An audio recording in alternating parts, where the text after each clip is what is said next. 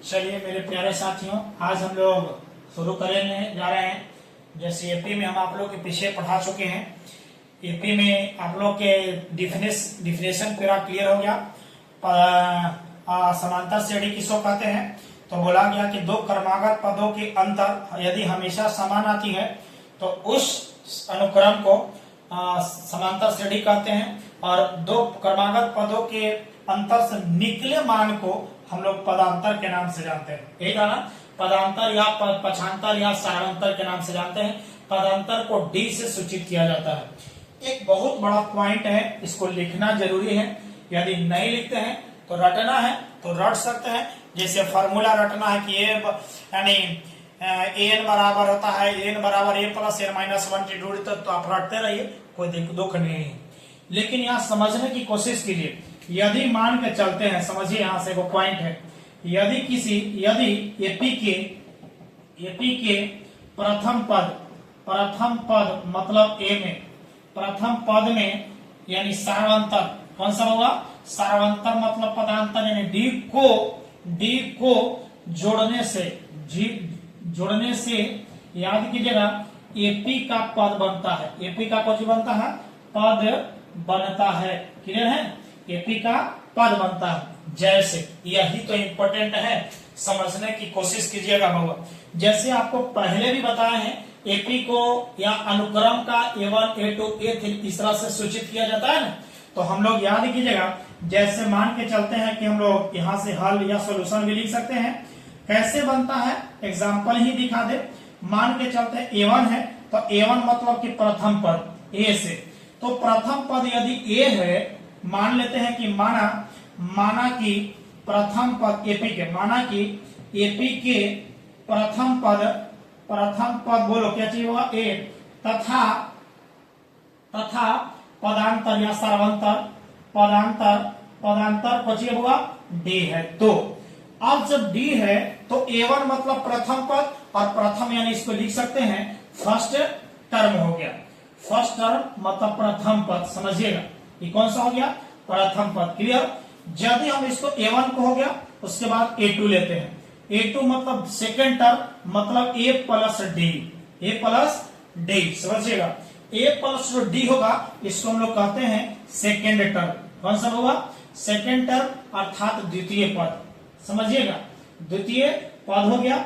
उसके बाद में A3 आइए, A प्लस डी में मान अगला पद जोड़ते जाएंगे। ये तो है ए में डी जोड़ा, दूसरा पद फिर डी जोड़ेंगे, मतलब ए प्लस डी में एक वाउ डी जोड़ेंगे तो ए प्लस 2D होगा कि नहीं, हाँ या ना बोलिएगा, बोलिए हाँ या नहीं। तो ए प्लस डी में यदि डी जोड़ते हैं तो ए प्लस 2D मतलब आपको कौन सा पद मिला, तृतीय पद यानी थर्ड टर्म, तृतीय पद मिला। उसी प्रकार यदि हम A4 लेते हैं तो A प्लस 2D है, A प्लस 2D है ना तीसरा, तो A प्लस 2D में एक और D जोड़ेंगे तो A प्लस बोलिए 3D होगा। जब A प्लस होगा तो बताइए कौन सा पद मिलेगा, होगा चतुर्थ पद मिलेगा। इसी प्रकार आगे की ओर चला जाएगा। यानी आपने वो और क्या देखा वो, यदि हम तीसरा पद ले रहे हैं तो यहाँ एक कम है, यहाँ चौथा ले रहे हैं तो एक कम है कि नहीं है। यदि हम पांचवा लेंगे तो A प्लस 4D, चौथा है तो A प्लस 3D, पांचवा लेंगे तो A प्लस 4D, छठा लेंगे तो A प्लस 5D, छठा लेंगे सातवां लेंगे तो A प्लस 6D, आठवां लेंगे A प्लस 7D, और 20वां लेंगे A प्लस 9D। क्लियर हुआ कि नहीं हुआ। तो उसी प्रकार हम मान के चलते हैं 4 है, यहाँ लेते हैं n में यदि हम मान लेते हैं कि एक कम ले रहे थे D को गुना करके, ये था ना, तो अब यहां से एक तो जोड़ना है ये तो जोड़ना है ये है। ऐसे चलिए A प्लस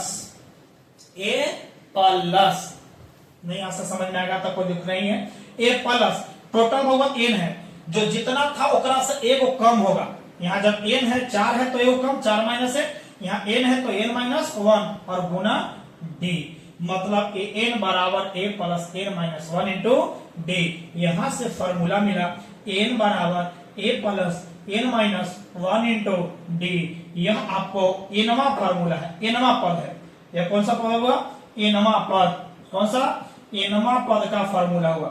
यदि कोई पूछ दे कि बताइए nवां पद है, nवां पद का फॉर्मूला बताइए जी, तो बोलिए क्या बोलेगा, a plus n minus one into D, a plus n minus one into D, a plus n minus one into D. Clear है? नहीं क्लियर हुआ कोई बात नहीं। अब आइए क्या ऊपर से क्लियर हुआ है? यदि यहां से मान के चलते हैं, कोई बात नहीं, डरो नहीं, डरिए नहीं बाबा, डर गया सो मर गया, है ना। आइए, यदि अंतिम पद है, ये कौन सा होगा? एनवा मतलब समझिएगा अंतिम पद, यह अंतिम पद हो गया। कौन सा पद? अंतिम पद हो गया, एकदम लास्ट पद है। यदि समझिएगा, यदि अंतिम पद को